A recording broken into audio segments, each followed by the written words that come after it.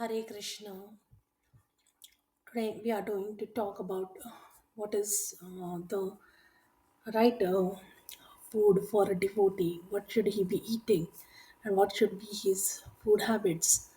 So, it is said, one must appropriately and not take after food, as hogs take after stool. One must eat appropriately and not take after food, as hogs take after stool. For a human being, there are eatables described in Bhagavad Gita 17:8 as sattvic ahar or food in the mode of goodness. One should not indulge in eating food in the modes of passion and ignorance.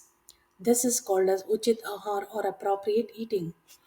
One who is always eating meat or drinking liquor, which is eating and drinking in passion and ignorance, must give these things up so that his real consciousness may be awakened. In this way, one may become peaceful and refreshed. If one is restless or fatigued, one cannot understand the signs of God. As in Srimad Bhagavatam 1 to 20, Evam prasanna manaso bhagavad bhakti yogata bhagavad tattva vijnanam mukta sangasya jayate. Unless one can become free from the influence of passion and ignorance, he cannot be pacified, and without being pacified, one cannot understand the signs of God. Srimad Bhagavatam 4:26-11. Food in the mode of goodness increases the duration of life, purify one's existence, and gives strength, health, happiness, and satisfaction. Such nourishing foods are sweet, juicy, fatty, and palatable. Foods that are too bitter, too sour, salty, pungent, and dry and hot are liked by people in the mode of passion. Such foods they cause pain, distress, and disease. Food cooked more than 3 hours before being eaten, which is tasteless, stale, putrid, decomposed, and unclean, is food liked by people in the mode of ignorance. Like you must have seen, meat eaters, what they do. They keep the meat that is cooked for today, tomorrow, day after, and sometimes they even refrigerate it for years together, and then after a year they eat it. So, why is this? It's a mode of ignorance. The purpose of food is to increase the duration of life, purify the mind, and aid bodily strength. This is its only purpose. In the past, great authorities selected those foods that best aid health and increase life's duration, such as milk products, sugar, rice, wheat, fruits, and vegetables. These foods are very dear to those in the mode of goodness. Some other foods, such as baked corn and molasses, while not very palatable in themselves, can be made pleasant when mixed with milk or other foods. They are then in the mode of goodness. All these foods are pure by nature. They are quite distinct from untouchable things like meat and liquor. Fatty foods, as mentioned in the 8th verse, have no connection with the animal fat obtained by slaughter. Animal fat is available in the form of milk, which is the most wonderful of all foods. Milk, butter, cheese, and similar in the form of milk and similar products give animal fat in a form which rules out any need for killing of innocent creatures. It is only through brute mentality that this killing goes on. The civilized method of obtaining needed fat is by milk. The slaughter is the way of subhumans. Protein is amply available through split peas, dal, whole wheat, etc. Foods in the mode of passion, which are bitter, salty, too hot, or overly mixed with red pepper, cause misery by producing mucus in the stomach, leading to disease. Foods in the mode of ignorance or darkness are essentially those that are not fresh.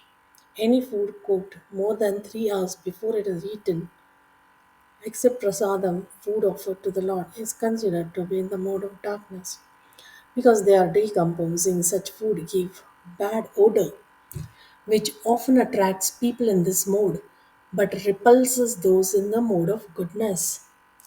So, Bhagavad Gita 17:8-10, it says, Prabhupada had asked his disciples, they said, we are interested in eating Krishna Prasadam. If Krishna says, give me meat, we shall give him. But he does not say so. He says, Patram Pushpam Phalam Toyam Yome Bhaktya Prayachati. Meat eating is sinful, that is a fact. Amedha Tamasik. But if you remain in the darkness of ignorance, you cannot improve your spiritual life. Tamasik is described in the Bhagavad Gita. Rajasic, Tamasic, Sattvic. Therefore, we should eat Sattvic, and that is also offered. That is also after offering to Krishna. Then you can eat whatever you like.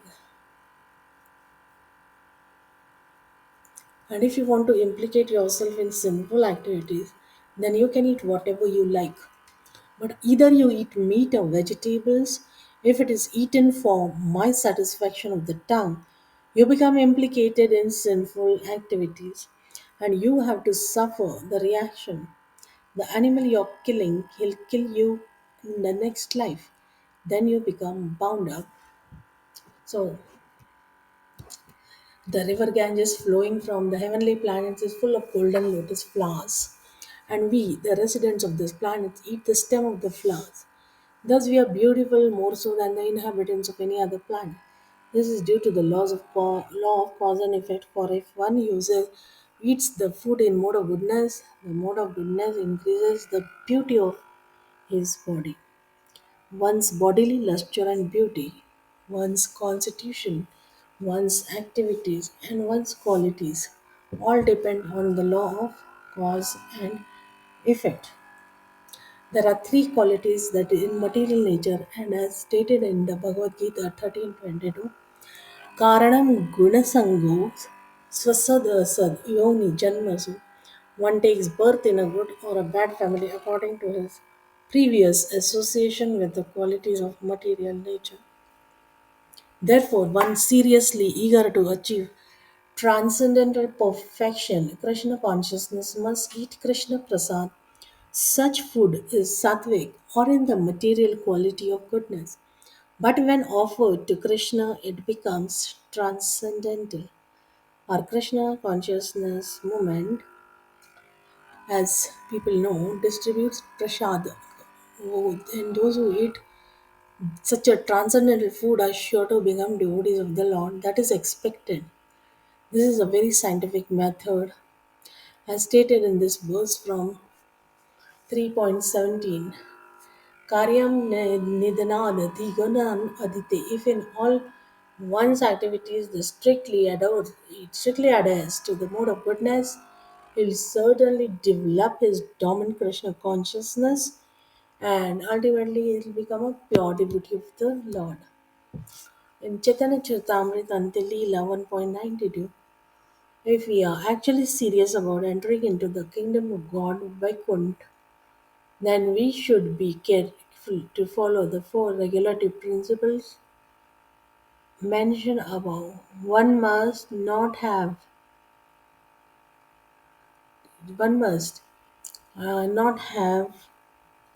in excessive intoxication, not gamble.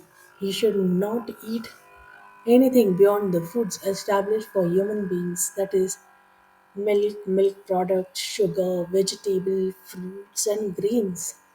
Such foodstuffs are sattvic or pure and good, and they are allotted for human consumption. One should not imitate the cats and dogs' reasoning that because the animals are eating meat, human beings can do likewise. If everything eatable is food, then why not eat stool? Stool is also food. Hogs eat stool, but human beings should not eat like hogs. Who will eat all kinds of unclean foods? We have to discriminate. If we want to enter spiritual life, we must observe these four principles of restriction. This may mean undergoing This may mean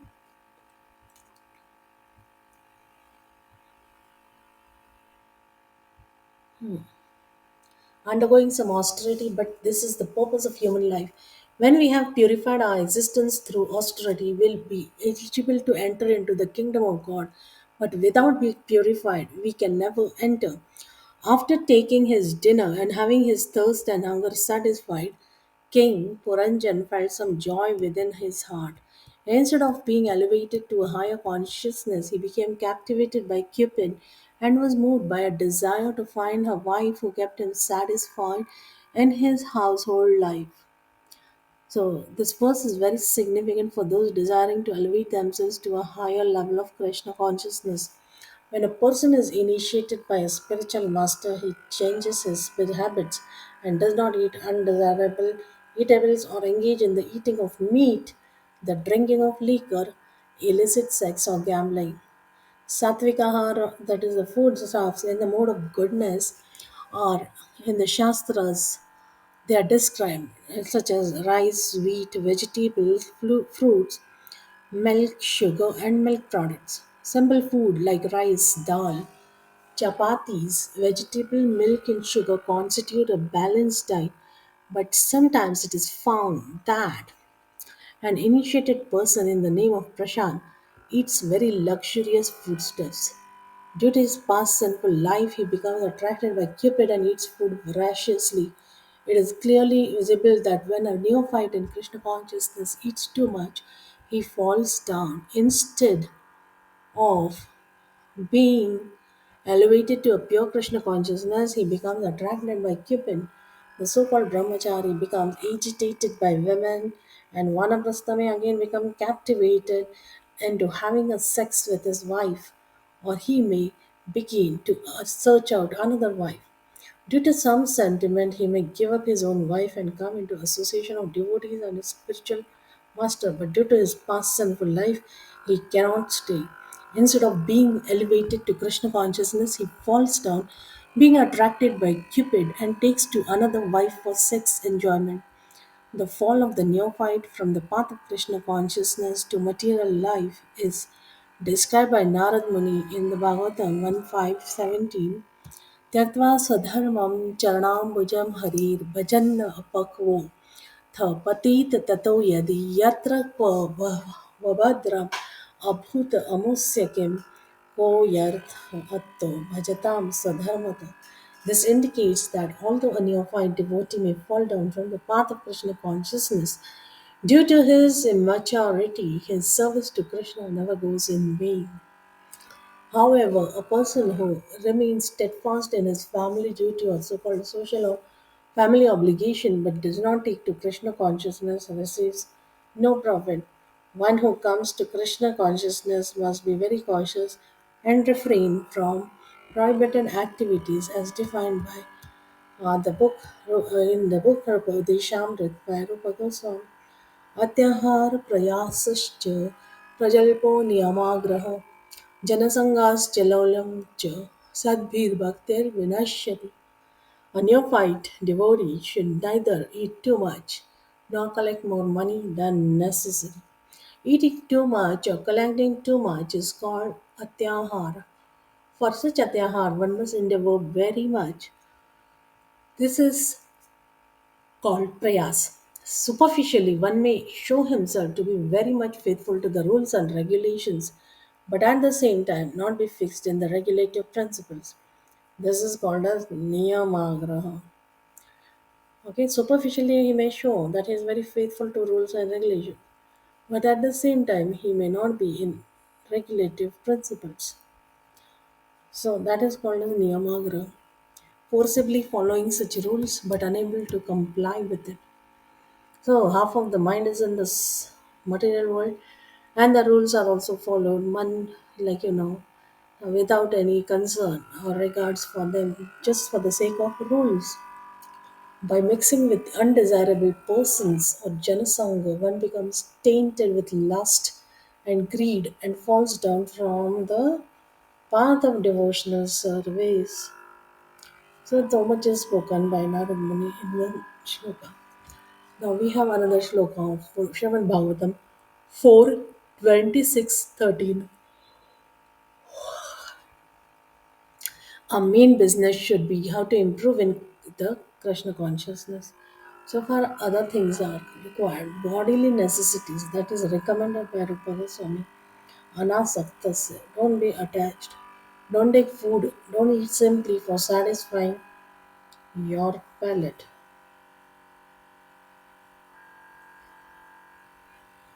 That is called as sense enjoyment. But you just go to keep yourself fit, just to keep your body fit for giving service to the Lord. You can eat Krishna Prasad. And so, for Krishna Prasad is concerned, it's not very bad, it's very good. We,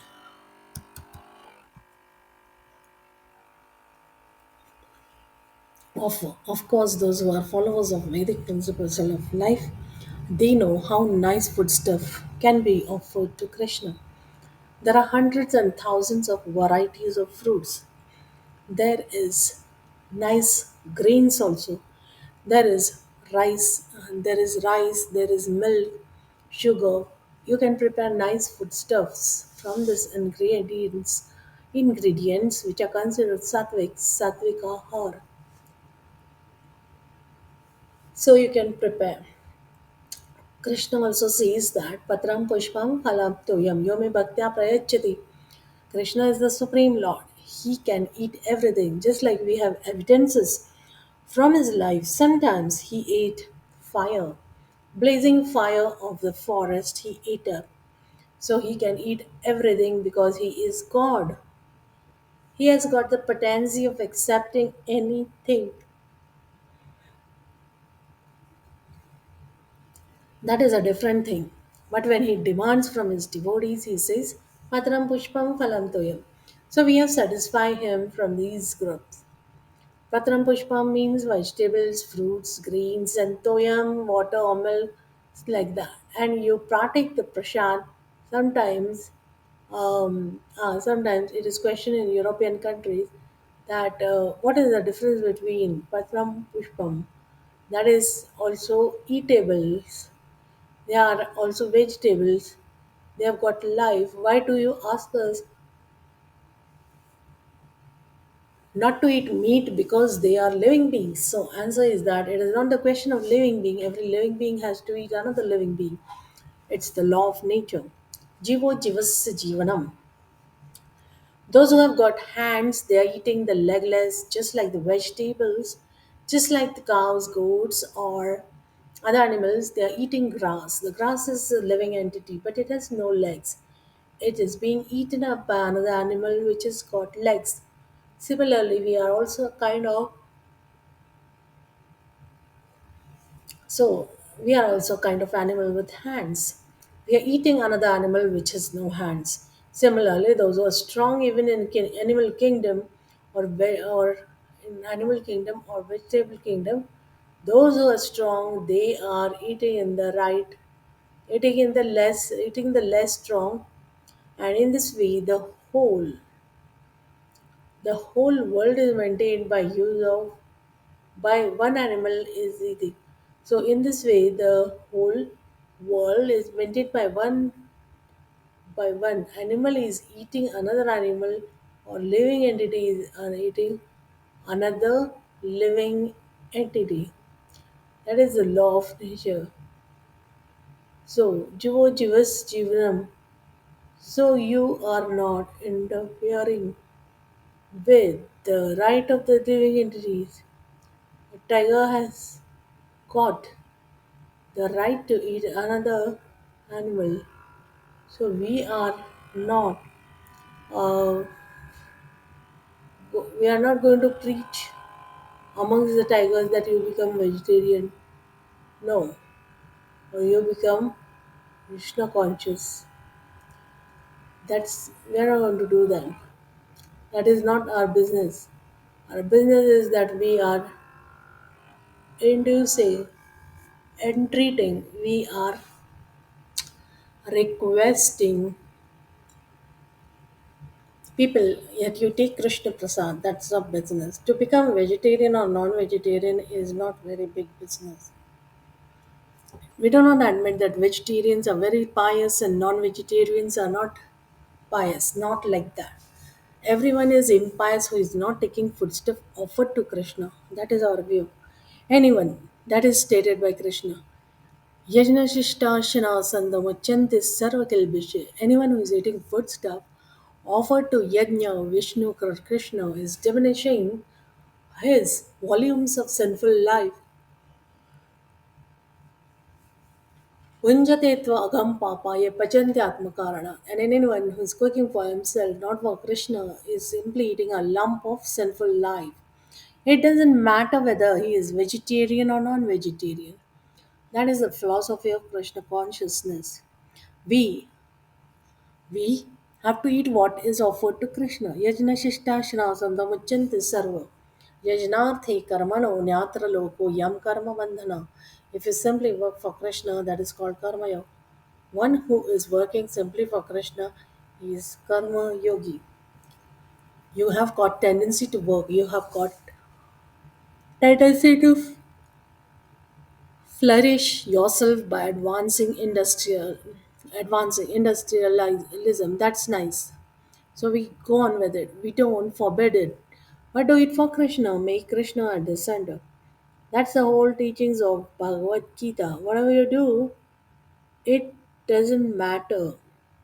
Whatever you eat, yet karoshi, yet jushtoshi, whatever you eat, sacrifice whatever you give it charity. Give unto me, Kurushvatat Madarpanam.